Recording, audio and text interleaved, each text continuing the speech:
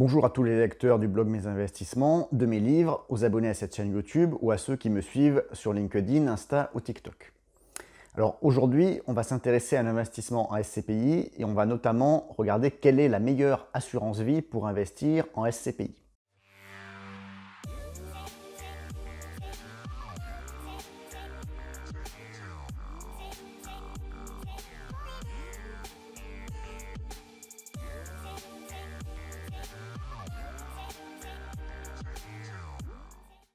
Alors, l'intérêt principal des SCPI, c'est que c'est un investissement immobilier papier qui permet de percevoir des loyers sans avoir les soucis de gestion comme on peut avoir avec un bien immobilier physique que l'on loue en tant que bailleur. Les SCPI sont principalement investis dans de l'immobilier professionnel, des commerces, des bureaux, des entrepôts de logistique ou des SCPI diversifiés qui regroupent tous ces secteurs d'activité. Même si on commence à voir apparaître quelques SCPI qui investissent dans le secteur résidentiel, ce n'est pas la majorité. Donc c'est l'une des principales différences avec l'immobilier physique où la plupart des bailleurs particuliers investissent dans l'immobilier résidentiel. Et donc on peut investir dans ces SCPI en achat à crédit, comme en immobilier physique finalement, ou en achat comptant. Et c'est principalement à cet achat comptant qu'on va s'intéresser aujourd'hui, puisqu'on va voir qu'il y a un intérêt à faire cet achat comptant par l'assurance vie plutôt qu'en direct, notamment pour des raisons fiscales. Alors on va d'abord voir les avantages puis les inconvénients d'investir en SCPI en assurance vie plutôt qu'en direct lorsqu'on investit comptant. Alors le premier avantage et le principal avantage de placer un investissement SCPI en assurance vie, c'est la fiscalité.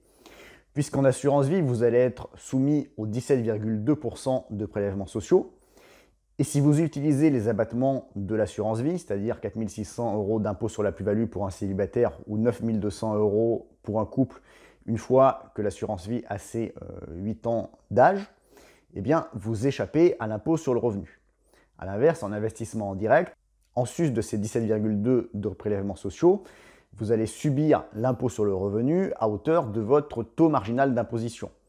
Donc à partir du moment où vous êtes imposé au minimum 11%, et si vous commencez à gagner relativement bien votre vie, à 30%, voire à 41%. Donc c'est le principal avantage. Un second avantage, c'est que les frais d'entrée vont être un peu plus limités en assurance vie qu'en investissement en direct. Alors il reste assez élevé, j'ai par exemple une SCPI devant les yeux, là un exemple, où on a 7% de frais d'entrée en assurance vie, contre 10% de frais d'entrée quand on investit en direct.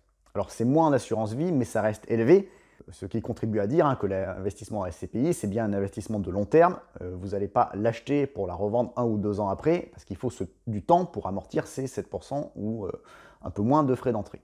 Le troisième avantage d'investir en SCPI, en assurance vie plutôt qu'en direct, c'est que vous allez avoir un ticket d'entrée plus faible.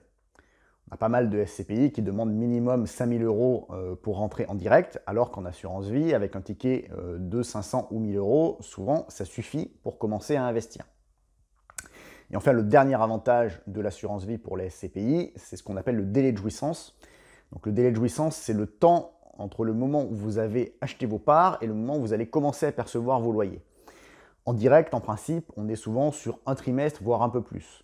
En assurance vie, il suffit en général d'1 mois de délai de jouissance pour que vous commenciez à pouvoir percevoir vos loyers. Alors, évidemment, si avec des avantages, ce serait trop beau. Il y a quand même quelques inconvénients de placer un investissement SCPI en assurance vie. Le premier, c'est que sur l'assurance vie, vous avez des frais de gestion annuels, récurrents, puisque les SCPI sont considérés comme des unités de compte, alors que quand vous investissez en direct, eh bien, vous n'avez pas de frais de gestion annuels récurrents, en sus de ceux qui sont les frais pris par la société de gestion de la SCPI. Mais on va dire que vous avez une couche supplémentaire de frais annuels récurrents quand vous investissez en assurance vie pour vos SCPI. On va dire que c'est le principal inconvénient. Alors, en sus, bien sûr, de ne pas pouvoir souscrire à crédit quand on a une assurance vie. Mais je me place plutôt, comme je l'ai dit, dans un comparatif où on se place dans le cadre d'un achat comptant de SCPI. Le deuxième inconvénient, c'est que certaines assurances vie, et là il faut faire attention, ne reversent pas 100% des loyers délivrés par la SCPI. Certaines ne reversent par exemple que 85% des loyers délivrés par la SCPI et se rémunèrent finalement en captant à votre place les 15% des loyers restants. Alors évidemment, celles-là, il faut les exclure de votre choix de bonne assurance vie pour acheter des SCPI. Le troisième inconvénient, c'est que vous allez avoir un choix limité de SCPI. Par rapport au vaste univers peut-être plus d'une centaine de SCPI en France que vous avez à disposition. Il y a beaucoup d'assurances vie qui vont vous en proposer 3, 4, 5 pour que vous ayez la possibilité d'investir en SCPI, mais vous n'allez pas avoir un choix énorme. Et les meilleurs, on est à un peu plus de 20. Donc même sur les meilleurs, finalement, on n'atteint pas l'infini des possibilités.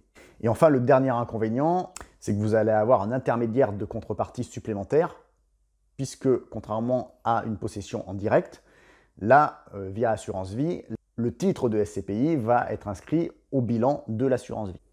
Alors quel est le critère finalement, ou les critères plutôt, pour trouver la meilleure assurance vie pour investir en SCPI? Finalement, c'est celle qui va limiter au maximum les inconvénients que l'on vient de citer, tout en bien sûr conservant les avantages de l'assurance vie pour les SCPI que l'on a évoqués. Alors, l'inconvénient le plus important à limiter, ce sont les frais de gestion. Il ne s'agit pas de reprendre l'avantage fiscal, vous économisez votre taux marginal d'imposition pour le reperdre avec des frais de gestion annuels récurrents prohibitifs sur l'assurance vie. Alors le mieux que l'on fait en assurance vie, c'est 0,5% de frais de gestion annuels.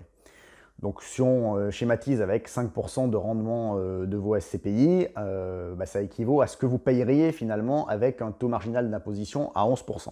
On est équivalent à 11%, donc dès lors que vous avez un taux marginal qui est de 30% ou de plus, vous avez intérêt pour un achat comptant à placer vos SCPI fiscalement en assurance vie plutôt qu'à les posséder en direct. Évidemment, pour trouver cette meilleure assurance vie, on va retenir une qui reverse 100% des loyers, qui n'en capte pas une partie. On va en retenir une qui a un choix de SCPI assez étendu pour que vous ayez le choix de faire votre portefeuille. Il est recommandé de ne pas prendre qu'une SCPI, mais d'en prendre toujours 2, 3, 4 ou 5. On va regarder qu'on ait une part suffisante de SCPI autorisée dans le portefeuille. Il ne s'agit pas de prendre une assurance vie qui propose des SCPI, mais qui vous limite la part autorisée dans votre portefeuille total sur l'assurance vie, par exemple, à 20%. Donc une fois qu'on a mis un peu tous ces critères dans la boîte, il y en a une vraiment qui ressort du lot et qui est devant toutes les autres, c'est l'assurance vie Lynxea Spirit 2. Parce que d'une part, elle a 0,5% de frais de gestion, elle reverse 100% des loyers, on a un choix de plus de 20 SCPI, ce qui est assez inégalé, et non seulement on a un choix en quantité, mais également en qualité, puisque c'est une assurance vie où on retrouve des SCPI comme Immorant, dont on va dire qu'il est assez célèbre, avec un gestionnaire Sofidy qui a quand même un historique de gestion sérieuse de plusieurs décennies derrière, et le genre de SCPI qu'on ne retrouve pas non plus partout et dans toutes les assurances vie qui en proposent. On a en plus une part raisonnable de SCPI autorisée dans le portefeuille, puisqu'en fait, vous avez un maximum de 50% de titres de SCPI autorisés pour un versement.